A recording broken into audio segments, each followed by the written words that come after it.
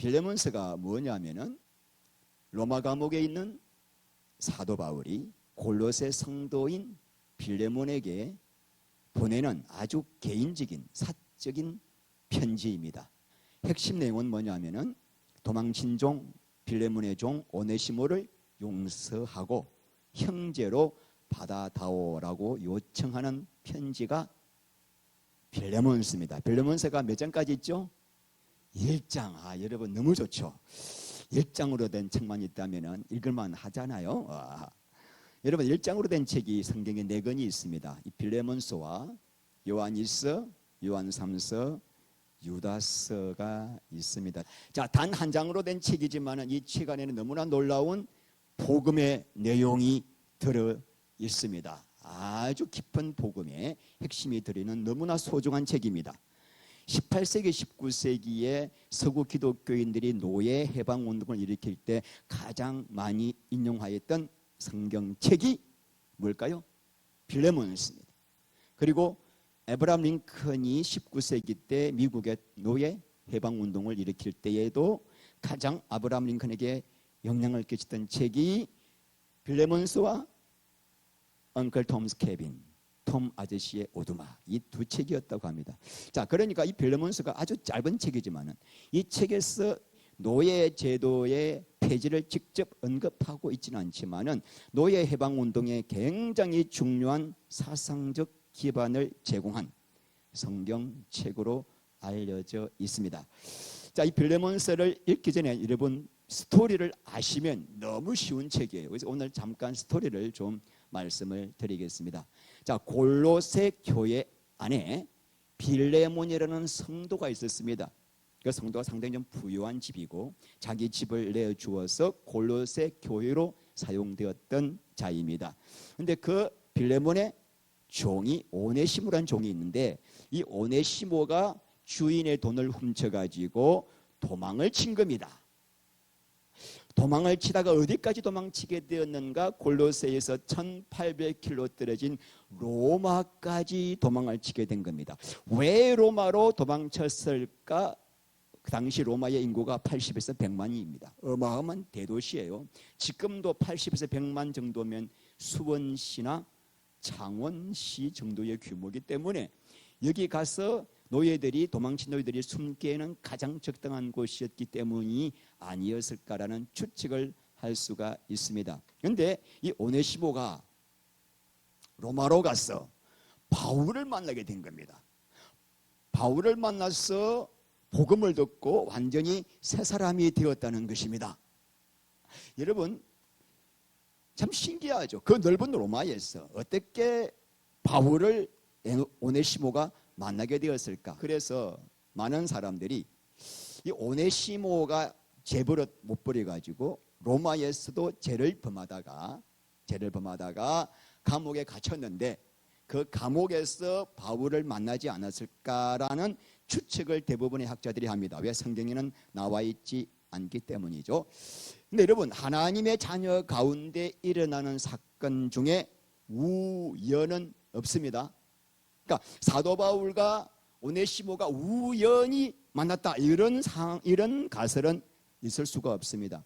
여러분 저와 여러분이 이 남양주 와부읍 월문리에 있는 해배치 전원교회에서 만나게 된 것이 우연일까요? 아니에요. 하나님의 절대 섭리하에 만난 겁니다. 무엇을 위한 섭리죠? 우리가 그리스도 안에서 하나가 되어 하나님의 목적을 이루기 위하여 사랑으로 하나가 되어 아름다운 교회를 이루기 위하여 믿습니까? 이런 섭리 가운데 하나님은 모든 사람의 만남을 허락하시는 것입니다. 자, 그런데 이 오네시모가 감옥에서 바울을 만나가지고 복음을 듣고는 완전히 새 사람이 되었을 뿐만 아니라 바울의 너무나 귀한 동역자까지 되었다는 것이 성경에 나와 있습니다. 자, 그러던 중 바울이 오네시모로부터 과거 이야기를 듣게 됩니다. 바울이 오네시모 이야기를 들어보니까 오네시모가 과거에 골로새에 살던 사람인데 주인의 돈을 훔쳐가지고 로마까지 도망을 오게 됐다는 것입니다. 그래? 그런데 더 놀라운 사실은 이 오네시모의 종이 빌레몬이라는 것입니다. 빌레몬이 누군가 하면은 바울이 에베소에서 2년간 복음을 전할 때 바울로부터 복음을 듣고 예수를 믿게 된 사람이라고 성경에 나와 있지는 않지만 대부분의 학자들이 그렇게 생각을 합니다. 여러분, 바울은 한 번도 골로새 교회에 간 적이 없거든요. 근데 서로 너무나 잘 아는 사이니까 분명히 에베소에서 복음을 듣고 바울로부터 복음을 듣고 예수를 믿게 되었을 것이다 라고 우리가 추측을 합니다. 자, 그 말을 듣고 바울이 빌레몬에게 쓴 편지가 뭐예요? 빌레몬서라는 것입니다. 내용은 뭐죠? 내가 지금 오네시모를 이 편지를 가지고 돌려보내니 누구를 용서해달라? 오네시모를 용서해주고, 용서만이 아니라 형제로 받아주고, 그리고 오네시모야, 너는 이 편지를 주인에게 갖다 주면서 엎드려 빌어라, 용서를 빌어라 라고 하는 내용이 빌레몬서입니다. 그래서 여러분, 빌레몬서의 핵심은 뭘까요? 핵심 키워드 용서입니다. 그리스도 안에서 용서, 그리스도 안에서의 변화가 아주 핵심 내용이라고 할 수가 있습니다. 그래서 오늘은 서론만 하고 다음 주에 본론을 들어가겠습니다. 자, 그래서 오늘 서론의 내용은 크게 두 가지입니다. 뭘까요? 문안 인사를 드리고, 두 번째는 빌레몬에게 굉장히 감사를 하고 칭찬을 하고 있습니다. 자, 문안 인사 1절 읽겠습니다. 그리스도 예수를 위하여 갇힌 자 된 바울과 형제 디모데는, 자, 발신자가 누구죠? 공동 발신 바울과 형제 디모데. 그러니까 바울이 오늘 친필로 쓴 글이지만은 자기와 함께 감옥에 사역하고 있는 디모데를 같이 내세워서 디모데를 배려하고 있는 참 마음이 따뜻한 남자라고 할 수가 있습니다. 여러분, 우리가 바울이 쓴 13개의 서신서를 보면은 바울이 제일 처음에 편지를 쓴 자기를 소개할 때 뭐라 소개합니까? 예수 그리스도의 사도된 바울, 이렇게 항상 소개합니다. 자기가 사도라는 것을 항상 밝힙니다. 그런데 오늘 유독 빌레몬서에는 뭐예요? 갇힌 자 된 사도라는 말이 있어요, 없어요? 바울은 왜 그럴까요? 너무나 개인적인 편지이죠. 게다가 쓰지 않는 말이 있습니다. 갇힌 자 된, 이게 원어를 보면은 죄수의 몸이 된 바울. 자, 왜 사도 바울이 빌레몬에게 자기를 소개할 때 나 지금 감옥에 갇혀 있는 죄수로서의 자기를 소개하고 있을까요? 그것은 뭘까요? 빌레몬의 마음에 감동을 주기 위해서입니다. 어떤 감동?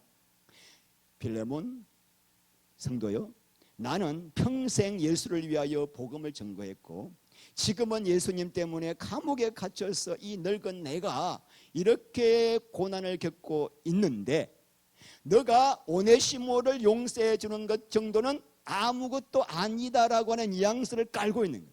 그러니까 지금 바울은 너무나 빌레몬에게 요청하기 힘든 부탁을 하고 해야 하는 상황이기 때문에 초두부터 사용하고 있는 단어 하나하나가 아주 세심한 배려를 하고 사용하고 있다는 것을 알 수가 있습니다. 매우 신중함을 보여주고 있죠. 자, 그렇다면 발신자는 누구라고요?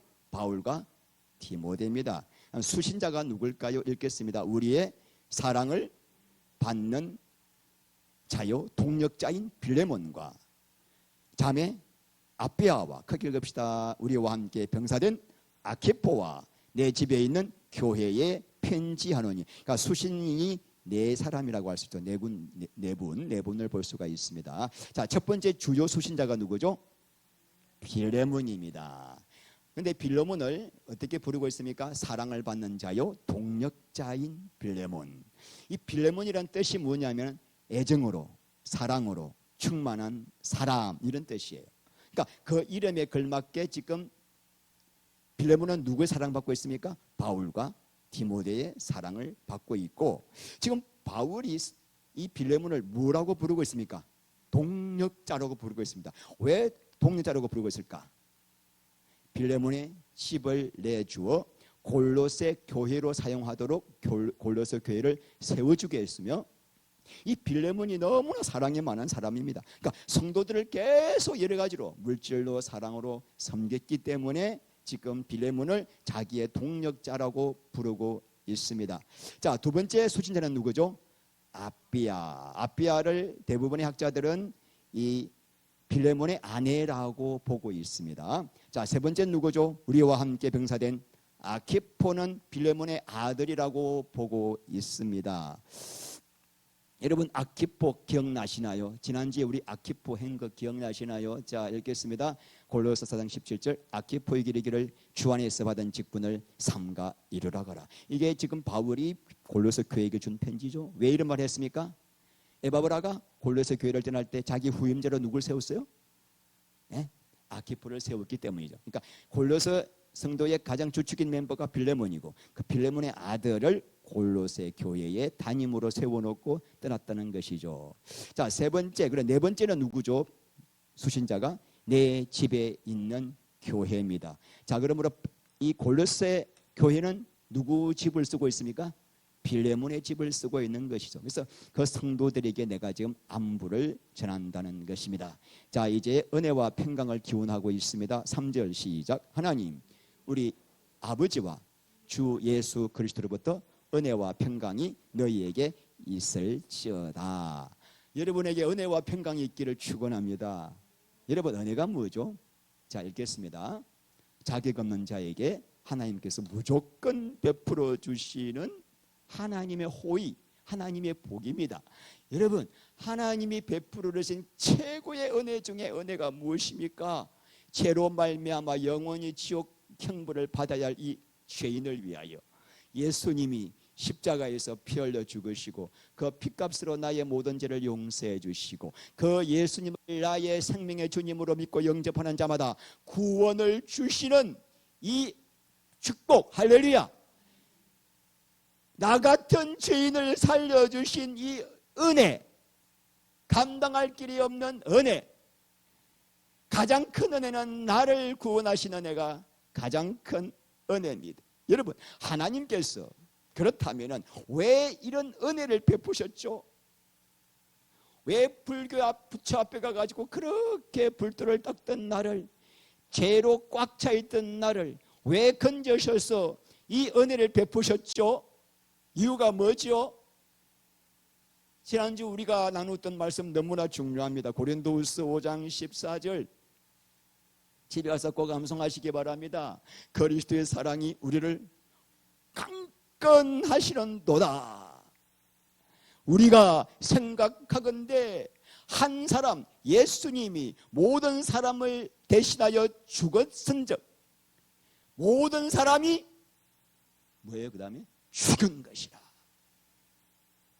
그가 예수님이 우리 모든 사람을 대신하여 죽으심은 살아있는 자들로 하여금 다시는 우리 자신을 위하여 살지 않고 모든 사람을 대신하여 죽었다가 다시 살아나신 예수를 위하여 살게 하려 하심이라. 아멘. 우리 하나님이 이 죄 많은 인간을 구원하신 이유는 다시는 나를 위해 살지 않고 나를 위해 죽었다가 부활하신 예수를 위해 살게 하시려고 우리에게 이 큰 은혜를 베푸셨습니다. 아멘. 왜 이렇게 우리로 하여금 이 삶을 살게 하시죠? 나를 위해 사는 삶이 뭐기 때문에? 저주기 때문에, 그 죄기 때문에. 여러분 은혜가 은혜답게 되기 위해서는 왜 은혜를 베푸시는지 우리가 그 이유를 알아야 됩니다. 하나님이 우리에게 왜 은혜를 베푸셨죠? 다시는 저주의 삶을 살지 않게 하시려고, 다시 육신을 위한 삶을 살지 않게 하시려고. 그래서 여러분 은혜가 은혜된 자에게 은혜답게 사는 자가 누리는 축복이 뭘까요? 평강입니다. 다시 읽읍시다. 은혜 받은 자로 살아갈 때 부어지는 심령의 복이. 나 예수를 믿었는데 평강이 없어요. 왜 그래요? 은혜가 은혜답지 않았기 때문이에요. 제가 어떤 분에게 이런 말을 들었습니다.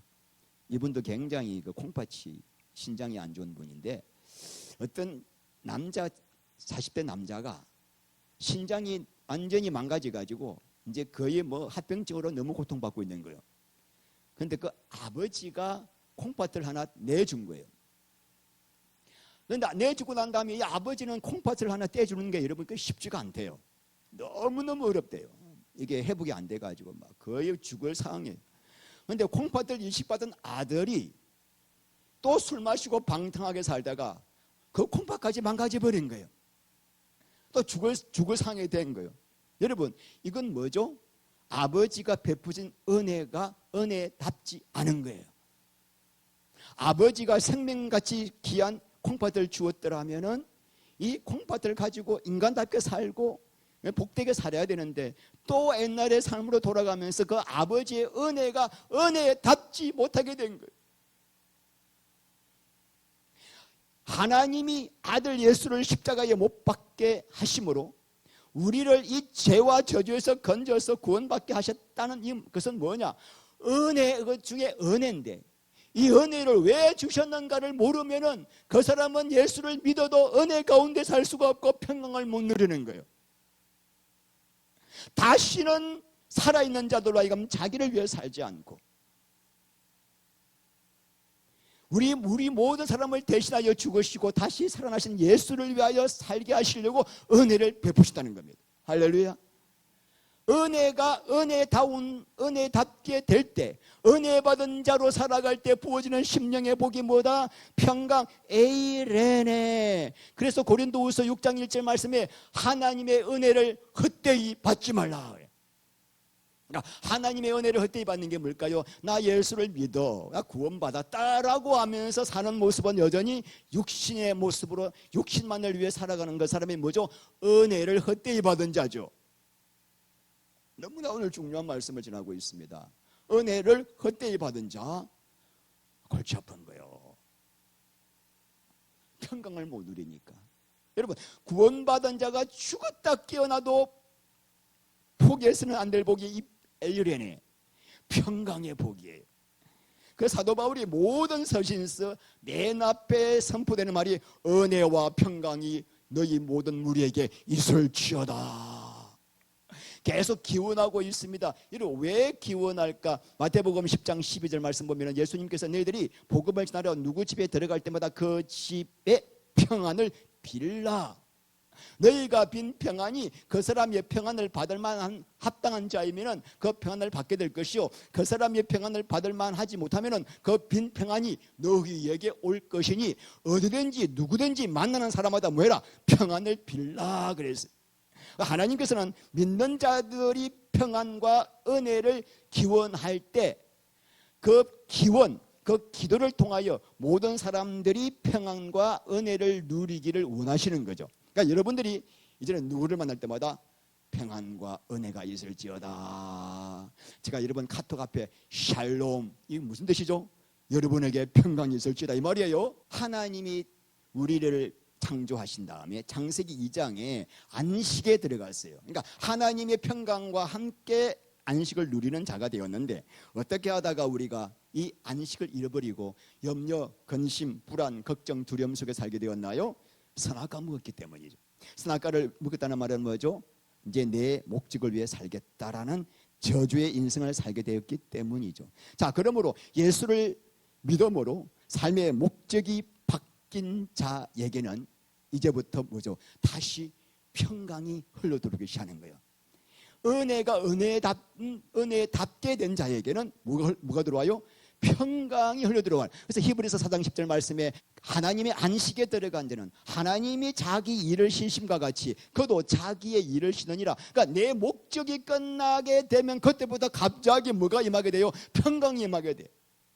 내 일이 끝난 사람에게 뭐가 임하죠? 평강이 임하는 거죠. 안부 인사가 끝난 다음에 이제 빌레몬을 향하여 사도 바울이 엄청나게 칭찬을 하고 있습니다. 왜냐하면 지금 바울이 빌레몬에게 부탁해야 하는 내용이 현재 로마 법상, 로마 체제에 어긋나는 결코 쉽지 않은 내용이기 때문이죠. 여러분, 당시에 로마 법상 노예가 도망을 쳤다면 어떤 형벌을 받게 되었는가? 첫 번째는 채찍형입니다. 태형입니다.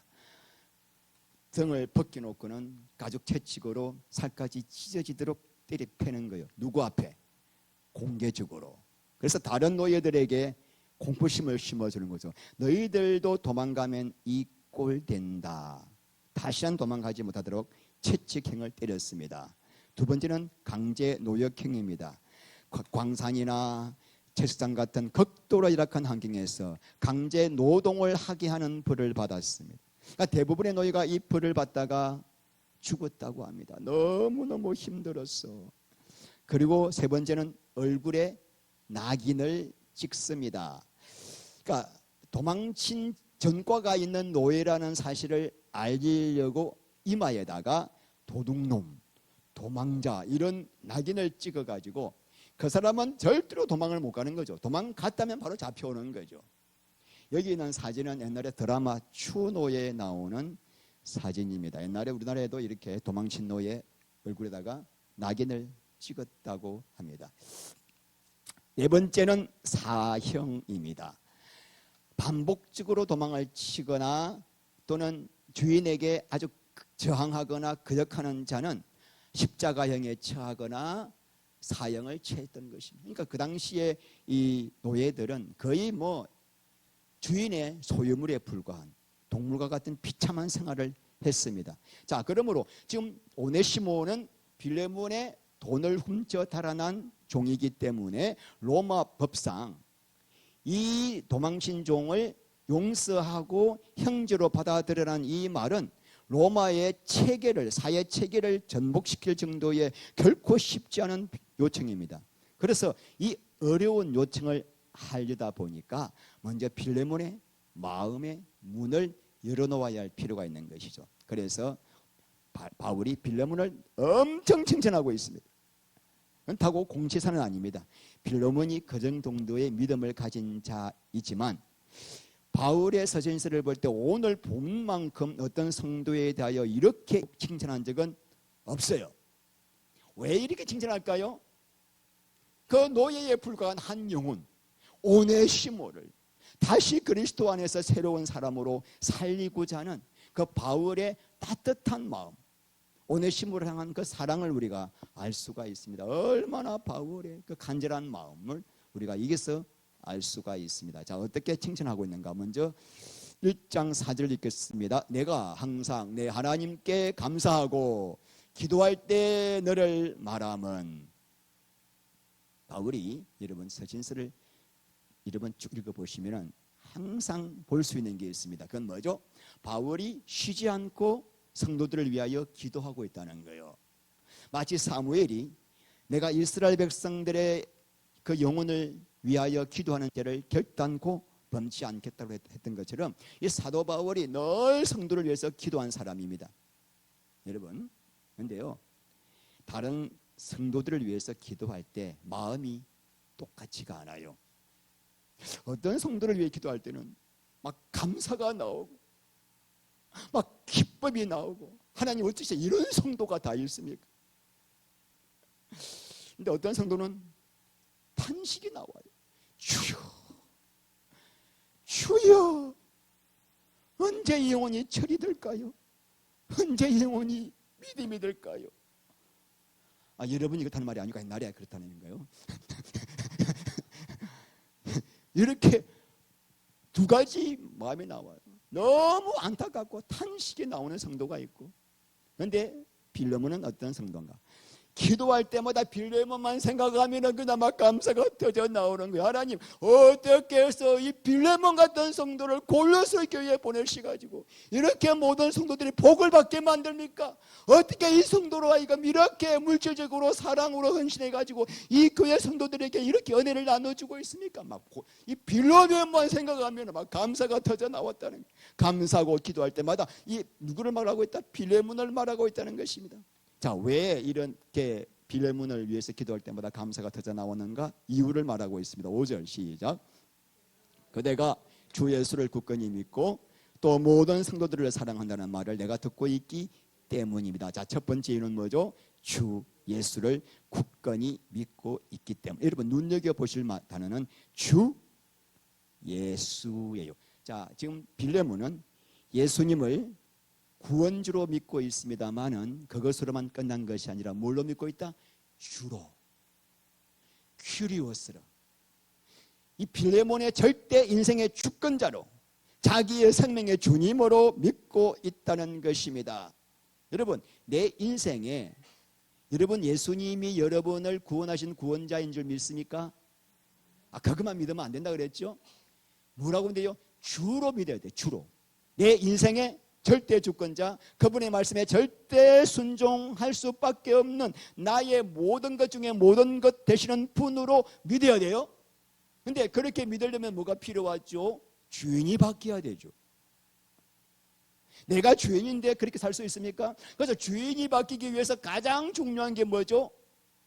예수님이 죽으실 때 나의 옛사람도 함께 죽었다라고 하는 이 놀라운 진리를 내가 믿음으로 받아들이는 거예요. 매 순간마다 주님, 내가 주인 되어 살려고 하는 마음이 올라올 때마다 주님, 로마서 6장 6절 말씀대로 우리가 알거니와 우리 옛사람이 예수와 함께 십자가에 못 박힌 것은 다시는 우리가 주인 되어 살지 않게 하시려고, 할렐루야. 이 말씀을 또 붙잡는 거예요. 왜냐하면 우리는 여차하면 또 내가 내 인생 복되고 편안하고 안락하게 살고 싶어하는 본성이 있기 때문에 그때마다 십자가를 붙잡는 거예요. 주님, 나는 예수님이 나의 주님입니다. 나는 인생의 주인이 아닙니다. 그래서 여러분, 믿음의 첫 단계는 뭐죠? 십자가예요. 매 순간 붙잡아야 할 게 십자가입니다. 빌레몬은 예수님을 주님으로 굳건하게 믿고, 피스티스, 이거는 이제 오늘을 보면 명사로 피스티스, 주님을 향한 신실한 마음을 가지고 있고, 자, 그렇게 믿게 되자 어떤 결과가 왔죠? 이번에 모든 성도를 어떻게 됐어요? 사랑하게 되는 열매를 맺게 되었다는 것입니다. 여러분, 우리 인간은 본성상으로 다른 사람을 사랑, 아가페 할 수 없는 자입니다. 우리는 타락한 이기적인 본성 때문에. 그런데 예수님을 구원주로 그리고 큐리오스로 믿고 사랑하고 섬기게 되면은 놀랍게도 우리 안에 성도를 향한 사랑이 흘러나오게 됩니다. 그 비밀이에요. 예수님을 구원주로 그리고 큐리오스로 믿으면은 로마서 5장 5절 말씀에 우리에게 주신 성령으로 말미암아 하나님의 사랑이 우리 마음에 부은받음이니. 그러니까 여러분들이 예수님을 주님으로 믿으면 성령이 싹 오셨는데 그 성령님이 우리 안에 영혼을 사랑할 수 있는 사랑을 부어주는 놀라운 기적이 생긴다는 것입니다. 그래서 이상하게도 우리의 피를 나눈, 육신의 피를 나눈 우리 형제보다도 교회 성도들이 훨씬 사랑스러워요. 우리 형제자매가 있는데 형제자매 1년에 한 번, 두 번도 안 만나. 연락도 없어 잘. 근데 우리 성도님들 보면 훨씬 사랑스러워. 우리 형제를 위해서는 기도 거의 하는데 여러분의 무시로 내가 기도하고 있어요. 이유는 뭐죠? 우리 안에 예수의 피가 흐르기 때문에. 그러니까 육신의 피보다 더 진한 피가 무슨 피? 예수의 피. 육신의 형제는 죽고 난 다음에 저 같이 갈지 모르지, 같이 갈지 안 갈지 몰라. 근데 우리는 영원히 같이 가. 이거는 뭐 누구보다도 가장 사랑할 수밖에 없는 형제 자매예요. 이게 놀라운, 그러니까 기적 중에 기적은 뭐냐면은 내가 예수를 믿어서 거듭나게 되면은 이상하게도 같은 피, 예수의 피를 나눈 사람이 자꾸 사랑스러워지고 기도가 나온다는 겁니다. 여러분, 예수를 믿고 병 고치는 그건 기적이 아니에요. 그건 모든 종교에 나타나는 현상이에요. 기적 중에 기적은 뭐냐? 성도가 사랑스럽다는 거예요. 자꾸 섬기고 싶다는 거예요. 그래서 이 놀라운 게 내가 성도를 사랑하는 마음이 또 그런 삶을 살게 되면은 우리 안에 기쁨이 회복돼요.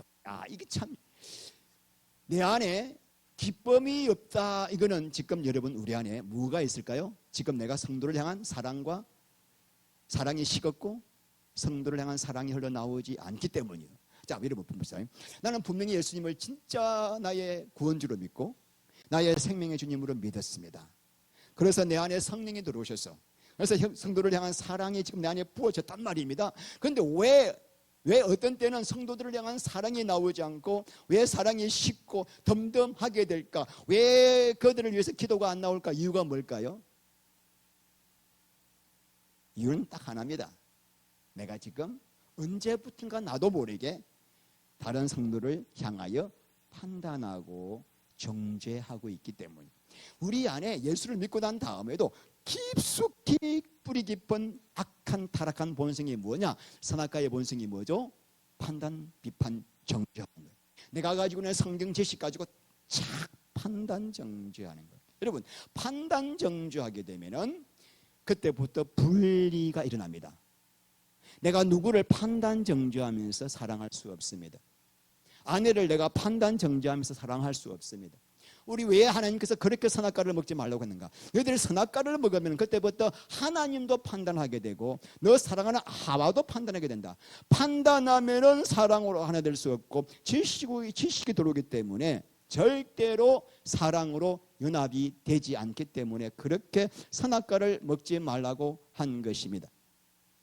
자, 내 안에 여러분 그리스도의 사랑이 지금 이상하다, 안 흘러나온다. 지금 그건 뭐죠? 내가 지금 나도 모르게 바리새인처럼 내가 하나님 자리에 딱 올라와 앉아가지고 성도를, 다른 영혼을 판단, 비판, 정죄하고 있기 때문입니다. 저도 이 판단, 정죄하는 이 죄를 범할 때가 있어서 가슴을 치고 회개할 때가 있습니다. 여러분, 그래서 십자가 앞에 딱 나가가지고 기도하면요, 하나님이 알려주셔요. 깨닫게 하셔요. 뭘 깨닫게 하는가? 네가 지금 판단하고 정죄하는 저 성도 있지, 그게 누구 모습? 신목사 너 모습이야. 너가 하도 너 모습을 모르니까 내가 그 사람을 통해서 지금 네 모습을 깨닫게 하려고 보여주고 있는 거야. 여러분, 딱 그런 감동이 오게 되면요, 세상에 나같이 악하고 부패하고 더러운 죄인이 없다는 것을 또 깨닫게 됩니다. 우리 성도님들을 쭉 생각하면서 그 성도들을 세워놓고 보면 저는 맨 뒤쪽에 서야 할 사람이구나. 그게 여러분, 이게 어떤 지식이 아니라 성령께서 조명해 주심으로 진짜 깨닫게 되는 거예요. 와, 내가 진짜 제일 악질이구나. 여러분, 내가 악질이라는 것을 깨닫게 난 다음부터 누구를 정죄합니까? 이렇게 하나님 앞에 회개하는 게 어떻게 회개할 수 있는가? 십자가를 붙들고 십자가 앞에 나와야 되는 거예요. 십자가 앞에 서서 예수와 함께 죽었다는 사실을 고백하고 주님 앞에 기도하면 주님이 깨닫게 하셔요. 그리고 이제 이렇게 회개하고 나오면은 뭐가 나올까? 내 안에서 사랑이 흘러나오는데, 사랑이 흘러나올 때 반드시 함께 나오는 게 뭐예요? 기쁨이 회복되는 거예요. 할렐루야. 성도님 보니까 살맛이 납니다. 인사합시다. 왜 그렇게 당신은 그렇게 사랑스럽죠? 왜 그렇게 사랑스럽죠? 이거 내 마음에 지금 하늘의 기쁨이 넘칩니다. 여러분, 남을 사랑하는 게 결국 나를 위한 거예요. 내 영혼이 사는 거예요. 너무나 놀라운 비밀입니다. 바울이 기도할 때마다 빌레몬을 생각하면서 왜 감사 기도했죠? 첫 번째, 이 빌레몬은 예수님을 구원주로만 아니라 주님으로 굳건히 믿었고 그 결과 성도를 사랑하는 소식을 듣고 있기 때문에 어떻게 들었죠? 아마도 에바브라를 통해서 들었겠죠? 자, 우리 6절 읽겠습니다. 이로써 내 믿음의 교제가 우리 가운데 있는 선을 알게 하고 그리스도에 이르도록 역사하느니라. 형제여, 성도들의 마음이 너로 말미암아 평안함을 얻었으니 내가 너의 사랑으로 많은 기쁨과 위로를 받았느라. 바울이 전도한 이 빌레몬이 골로새 성도들을 너무나 사랑으로 쭉 섬기니까 성도들의 마음에 뭘 얻었다? 평안이 임한 거예요. 그 말을 듣고 바울이 뭐 얻었다? 기쁨과? 그러니까 바울이 전도했던 빌레몬을 통하여 빌레몬이 사랑의 열매를 맺고 그 열매를 맺은 결과 다른 성도들이 너무나 큰 평안을 얻었기 때문에 바울이 막 기쁨과 위로가 된 겁니다. 여러분, 목회자의 가장 큰 기쁨과 위로가 뭘까요? 내가 전한 복음을 통해서 성도들이 변화되어 그 성도들이 사랑의 열매를 맺고 교회 안에서 서로 막 섬기고 이런 열매를 맺을 때 목회자가 가장 기뻐요. 복음을 전했을 때 성도들의 삶의 변화가 올 때 데살로니가전서 2장 19절 말씀에 사도 바울이 이렇게 고백합니다. 우리의 소망이나 기쁨이나 자랑의 면류관이 무엇이냐? 우리 예수님 강림하실 때 주 예수 앞에 너희가 아니냐? 너희는 우리의 영광이요 기쁨이라. 그러니까 사도 바울의 면류관은 뭐 다른 게 면류관이 아니라 따로 무슨 뭐 금 면류관을 씌워주는 게 아니라 예수님 강림하실 때 너무나 거룩하게 변화된 성도들이 바로 뭐다? 사도 바울의 면류관이. 그러니까 여러분의 변화는 뭐예요? 저의 상급이에요. 그런데 제가 여러분을 변화 못 시켜. 제가 매번 알아요. 그래서 뭐 할까요? 기도하는 거예요. 기도하는 거예요. 하나님, 나는 도저히 안 됩니다. 나 같은 인간은 누구를 변화 못 시킵니다. 성령님만이 변화시킬 수 있습니다. 하나님, 우리 성도들을 영광스럽게 변화시켜 주시옵소서. 자, 말씀 읽겠습니다. 자, 이처럼 바울이 빌레몬에 대하여 최상의 찬사를 하고 있는 것은 불편한 이야기를 하기에 앞서서 빌레몬의 마음의 문을 열기 위했습니다. 노예에 불과한 한 영혼을 바울이 젊은 빌레몬에게 얼마나 그 영혼을 위하여 세심하게 예의 바르게 정중하게 요청하고 있는지, 이 바울의 그 마음 너무나 뜨거운 사랑을 느낍니다. 자, 오늘은 서론이라 여기까지 하고요. 자, 다음 주가 이제 드디어 본론입니다. 바울이 빌레몬에게 오네시모를 용서해달라는 요청을 합니다. 그럼 여러분 이제 다음 주를 위해서 집에 가서 읽으셔야 되겠죠? 빌레몬서. 안 읽는 자에게는 엉덩이에 불이 날 겁니다. 자, 그래서 여러분 이 빌레몬의 내용 속에 십자가와 부활이라는 단어가 한 번도 나오지 않지만 깊은 복음의 핵심이 담겨 있는 것을 여러분이 발견하시기를 바랍니다. 묵상하면서, 그래서 묵상하시고 반복하여 읽고 오시기를 바랍니다. 자, 오늘 말씀의 핵심 두 가지입니다. 나는 구원의 은혜를 받은 자로 살고 있는가? 나 구원받았는데 구원의 목적을 모르고 있다면 은혜 받은 자가 아니라는 것이죠. 다시는 나를 위해 살지 않고 예수를 위해 사는 삶을 살 때, 그때 하늘의 평강, 하늘의 복, 이 땅에서 필요한 복도 부어주시는 거예요. 다시는 나를 위해 살지 않고 예수를 위한 삶. 이 말씀을 매 순간마다 붙잡아야 돼요. 또 붙잡아야 돼요. 나는 예수를 위해 사는 자야. 할렐루야. 그때마다 평강이 임합니다. 두 번째, 나는 예수님을 구원주로만이 아니라 큐리어스, 나의 생명의 주님으로 믿고 있는가? 그래서 내 안에 지금 성도를 향한 사랑의 열매가 나오는가, 아니면 판단, 비판, 정죄가 나오는가? 그때마다 다시 십자가 앞에 서서 내가 죄인입니다. 아멘. 회개하여서 이 놀라운 기쁨을 회복하여 은혜와 평강이 여러분의 삶 속에 영원토록 있기를 축원합니다. 하나님 감사합니다.